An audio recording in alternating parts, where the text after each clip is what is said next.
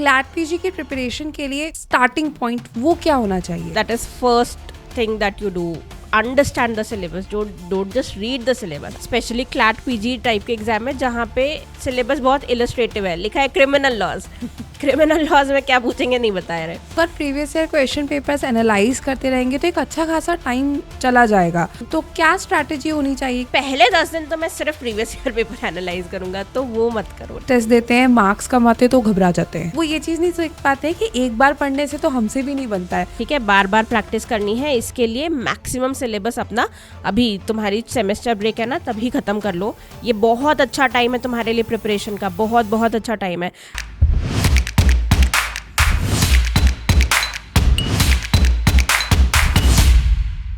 Hi everyone, welcome to Legal Edge after college. मैं हूँ प्रियंका और मैं हूँ अर्पिता। मैम, क्लैट पीजी की प्रिपरेशन के लिए जो सबसे बिगिनिंग पॉइंट होता है, स्टार्टिंग पॉइंट, वो क्या होना चाहिए? बिगनिंग पॉइंट तो मुझे लगता है किसी भी एग्जाम में है कि सबसे पहले उसका सिलेबस समझ लो। That is first thing that you do. Understand the syllabus. Don't just read the syllabus, understand the syllabus. Specially CLAT PG type के एग्जाम में जहाँ पे सिलेबस बहुत इलस्ट्रेटिव है, लिखा है क्रिमिनल लॉज। क्रिमिनल लॉज में क्या पूछेंगे नहीं बताया रहे। तो क्रिमिनल लॉज में वो पॉश को भी पूछ लेते हैं, कभी कभी वो पॉश भी पूछ लेते हैं, कभी जुवेनाइल जस्टिस पूछ लेते हैं, कभी डोमेस्टिक वायलेंस पूछ लेते हैं। तो क्रिमिनल लॉ पढ़ना है तुम्हें। तो first you need to understand the syllabus. Then second thing is to analyze previous year papers so that you understand the syllabus better. अब मैंने कह दिया है कि पॉश आता है या फिर जुवेनाइल जस्टिस आता है, दैट डज नॉट मीन कि तुम्हें बहुत ज़्यादा इन पे ध्यान देना है। तो तुम्हें क्या करना है, तुम्हें सबसे पहले तो ये देखना है कि कितने क्वेश्चंस आए हैं लास्ट फ्यू ईयर्स में, राइट। दूसरी चीज़ कि सवाल अगर आया है तो फिर क्या कोई केस आया था इम्पोर्टेंट, वहाँ से क्वेश्चन आया है। तो ये सारी चीज़ें एनालाइज करना है, यानी है मेहनत का काम है।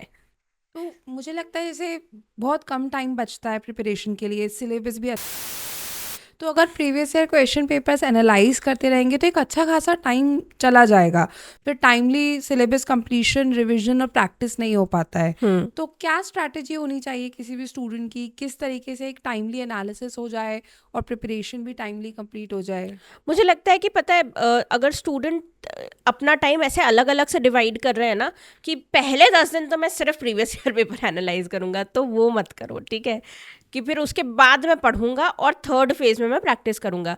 मुझे लगता है कि अब मई चल रहा है, अब स्पेसिफिकली तुम्हारा ये जो टाइम है ना, ये टाइम तुम्हें सब कुछ क्लब करना पड़ेगा, हर चीज़ साथ में करनी पड़ेगी।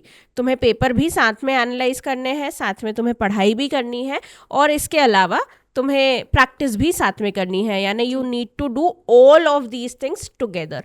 थोड़ा थोड़ा पढ़ते जाओ, थोड़े थोड़े क्वेश्चंस लगाते जाओ, थोड़ा थोड़ा प्रीवियस ईयर पेपर देखते जाओ।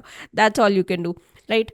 बहुत सारे ऐसे भी स्टूडेंट्स हैं जो कॉलेज के साथ प्रिपेयर कर रहे हैं, हाँ। इंटर्नशिप्स के साथ प्रिपेयर कर रहे हैं, कुछ ऐसे जो जॉब्स के साथ प्रिपेयर कर रहे हैं। हाँ। तो ऐसे में बहुत हसल होता है मैनेज कर पाना। ऐसे में पेपर भी एनालाइज करे, सिलेबस भी कंप्लीट करे, रिवीजन भी करे और साथ साथ में प्रैक्टिस भी करे, तो बैलेंस कर पाना मुश्किल होता है बच्चों के लिए। तो उन्हें क्या करना चाहिए? ये वाली प्रॉब्लम तो फेयर प्रॉब्लम है, लेकिन बात यही है, और इस चीज़ को ना बहुत गांठ बांध लो कि every single day you need to study. There will be days where you will not be able to study for 6 hours और 8 hours. There will be days like that. It's okay. भले ही तुम 10 MCQ सॉल्व कर लो, 10 MCQs 10 minute, लेकिन there should not be any single day जहाँ पे तुमने पढ़ाई ना की हो। ऐसा एक भी दिन नहीं होना चाहिए। तो पढ़ाई अपने वर्क या कॉलेज के हिसाब से करते जाओ। अभी मिड सेमेस्टर्स एग्जाम्स थे, बहुत एंड सेमेस्टर एग्जाम्स थे बहुत सारे बच्चों के, अब खत्म हो गए ना। अब तुम्हें जो लग रहा है ना कि अब फ्री, अब चिल करेंगे, तो चिल मत करो। ये टाइम बहुत क्रूशल है।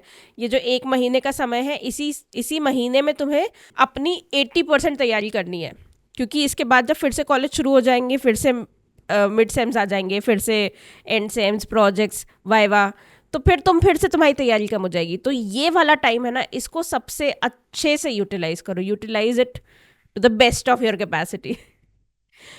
तो अभी इस टाइम पे जैसे 2 महीने का ये टाइम गैप है, या बहुत सारे हमारे भी स्टूडेंट्स हैं जिनके एंड सेम खत्म हुए हैं, तो अभी उन्हें कॉलेज भी नहीं जाना है, कुछ नहीं करना है।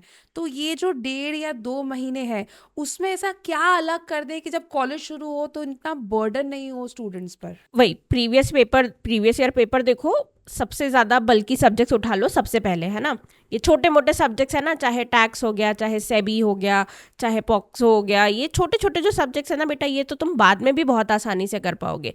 लेकिन ये जो बड़े बड़े सब्जेक्ट्स है ना, इनको सबको पहले निकाल लो और यहाँ पे पढ़ना शुरू करो। और ये जब मेजर बड़े सब्जेक्ट्स तुम्हारे एक बार कंप्लीट हो गए ना, तो छोटे छोटे सब्जेक्ट्स कंप्लीट होने में समय नहीं लगेगा। इसके अलावा जजमेंट्स अच्छे से कर लो, ठीक है, बहुत ज़रूरी है, बहुत इंपॉर्टेंट है। अच्छे से जजमेंट्स अभी से पढ़ना शुरू कर दिया ना, and you don't need to remember every single thing. हर चीज़ पढ़ के याद कहाँ याद होती है। करनी जब हम होती लोग है, क्लास में पढ़ाते हैं तो कब ऐसा होता है कि एक बार हमने पढ़ लिया और उसके बाद अगली कभी बार याद तुम नहीं कभी भी रहती है, क्वेश्चन पूछो हमें आंसर पता होगा, ऐसा कभी नहीं नहीं याद होता नहीं। है। Case laws takes time, multiple revision as well. Even concept takes time, section numbers याद नहीं रहते हैं, चीज़ें हम भूलने लगते हैं। हाँ इनफैक्ट मैंने भी एक्सपीरियंस किया है कि बच्चे एक बार क्लास अटेंड कर लेते हैं, फिर सेक्शनल टेस्ट या प्रैक्टिस टेस्ट देते हैं, मार्क्स कम आते तो घबरा जाते हैं कि हमने पढ़ा तो था, अब हमसे नहीं बन रहा है। बिल्कुल तो वो ये चीज़ नहीं सीख पाते हैं कि एक बार पढ़ने से तो हमसे भी नहीं बनता है, उसको बार बार रिवाइज करना है, प्रैक्टिस करना है, तब क्वेश्चंस बनने लगेंगे। बिल्कुल। तो बस यही करना है तुम्हें अब, ठीक है, बार बार प्रैक्टिस करनी है। इसके लिए मैक्सिमम सिलेबस अपना अभी तुम्हारी सेमेस्टर ब्रेक है ना, तभी ख़त्म कर लो। ये बहुत अच्छा टाइम है तुम्हारे लिए प्रिपरेशन का, बहुत बहुत अच्छा टाइम है। एंड एक और अच्छी चीज़ बता रही हूँ, अभी ना डिस्काउंट्स भी बहुत अच्छे चल रहे हैं कोर्सेज पे, तो जल्दी से 6363286363 पे कॉल करो एंड अपने काउंसलर से बात करो and get your self enrolled right away. बहुत अच्छे डिस्काउंट्स, प्राइजेस भी बहुत कम हो चुके हैं, तो बहुत अच्छी नोट से शुरू कर सकते हो अपनी तैयारी। जैसे मैंने बहुत सारे स्टूडेंट्स के साथ ये फील किया है कि उन्होंने दिसंबर में प्रिपरेशन शुरू कर दी थी, बट फिर कुछ आ गया लाइफ में तो प्रिपरेशन बीच में रुक गई। और अब बच्चों में क्या होता है कि जहाँ प्रिपरेशन रुक जाती है ना, तो वहाँ से कंटिन्यू नहीं करते हैं जहाँ रुकी थी, दिल come up with a new plan, फिर वापस से प्रिपरेशन शुरू करते हैं, फिर एक रुकावट आ जाती है, फिर they will come up with a new और प्लान। यही करना होता है, मतलब that is all you can do ना। मतलब हाँ, आपको अपनी पढ़ाई अपने स्केड्यूल के हिसाब से अरेंज करनी पड़ेगी, ऊपर नीचे करना पड़ेगा। आपके घर में शादी आ गई है, आप नहीं पढ़ पा रहे हो, तो आप थोड़ा थोड़ा पढ़ लो। मैं वही कह रही हूँ ना, 10 MCQ करो, लेकिन करो। और थोड़ा थोड़ा करके बस इतना ही करना है तुम्हें, ठीक है, कि रोज़ तुम थोड़ा थोड़ा पढ़ रहे हो। जब तुम्हारे पास सैटरडे संडेज को अच्छा समय है, उस दिन बहुत ज़्यादा पढ़ लो, बहुत सारा पढ़ लो, रिवाइज कर लो चीज़ें जो पढ़ी थी पहले। इसी तरह से होगा ऐसे ही होता है और ऐसे ही होगा।